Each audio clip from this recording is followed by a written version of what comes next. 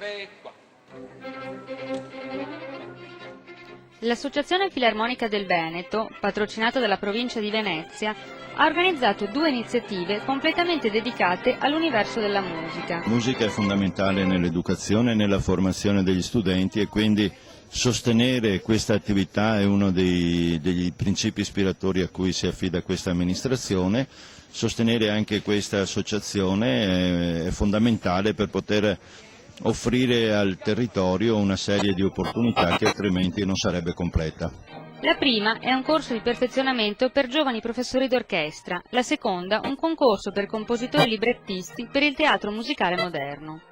Il corso è rivolto a giovani musicisti la cui età deve essere compresa tra i 16 anni e i 35, ma l'iscrizione avviene tramite una selezione. Corso per giovani musicisti per quanto riguarda i giovani musicisti in orchestra. Questi corsi sono molto importanti perché danno la possibilità ai giovani musicisti di poter partecipare e quindi iniziare un'attività professionale in orchestra.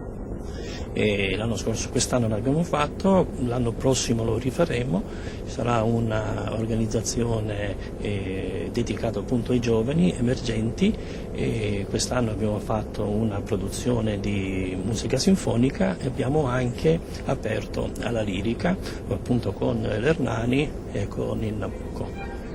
Alle audizioni hanno partecipato musicisti